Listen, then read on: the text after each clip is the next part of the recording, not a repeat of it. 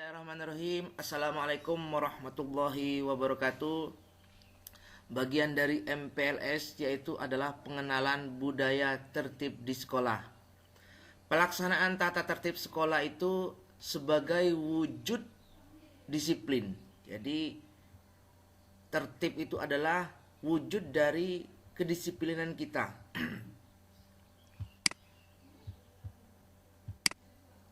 Tata cara kehidupan mengandung inti bahwa tingkah laku seseorang diatur oleh keharusan untuk memperlihatkan sesuatu tingkah laku dan batas-batas yang memberi petunjuk.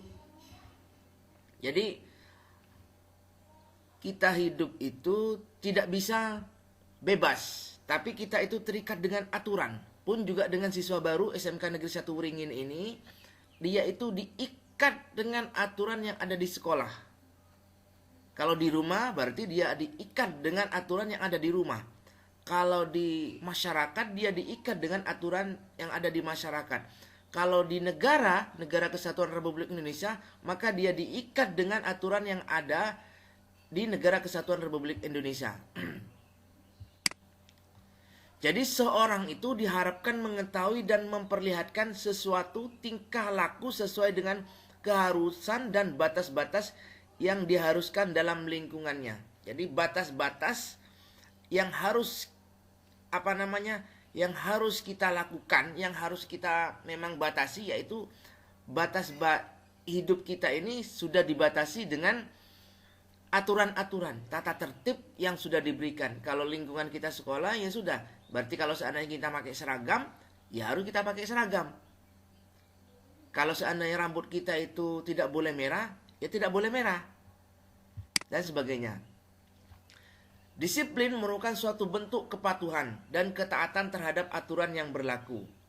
Jadi tata tertib merupakan suatu peraturan yang digunakan untuk mengatur perilaku kita.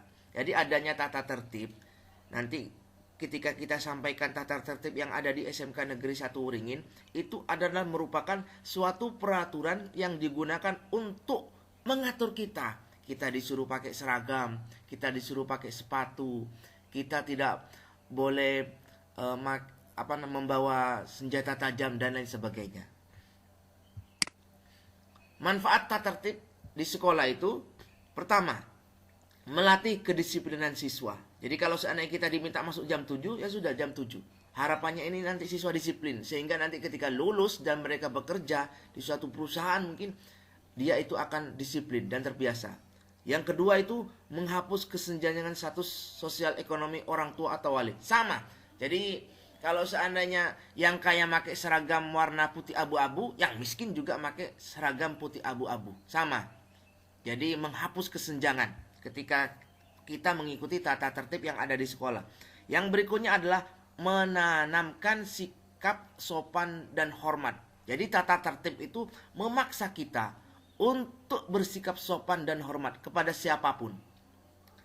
Berikutnya, menumbuhkan sikap bertanggung jawab. Jadi dengan tata tertib kita bertanggung jawab minimal pada diri kita sendiri. Berikutnya, mengurangi terjadinya benturan sehingga situasi bisa terkendali. Bayangkan kalau seandainya tidak ada aturan, tidak ada tata tertib, siswa itu akan melakukan seenaknya saja. Yang bisa jadi tidak pakai baju, bisa jadi dia itu membawa senjata tajam, bisa jadi dia itu pakai sandal dan sebagainya. Maka ini hal-hal seperti ini bisa dicegah dengan apa? Dengan adanya tata tertib. Dengan terbiasanya siswa melaksanakan disiplin yang mengikuti aturan dan tata tertib itu, diharapkan setelah penyelesaian pendidikan sudah terbiasa dan terlatih untuk mentaati peraturan. Jadi setelah kita mengikuti aturan tata tertib yang kecil dalam lingkup sekolah ini, harapannya nanti ketika di perusahaan mungkin kita akan mengikuti tata tertib dan aturan yang ada di perusahaan. Atau mungkin yang lebih luas, masyarakat, atau mungkin negara. Sehingga kita akan terbiasa dan terlatih di sana. Sehingga bila dihadapkan pada segala peraturan yang baru, peraturan apa saja, entah itu di perusahaan dan lain sebagainya, sudah terbiasa untuk mentaatinya. Sehingga jalan sukses akan lebih mudah diraih. Maka langkah awal kita untuk sukses adalah ikuti dan patuhi tata tertib yang ada di sekolah. Terima kasih. Assalamualaikum warahmatullahi wabarakatuh.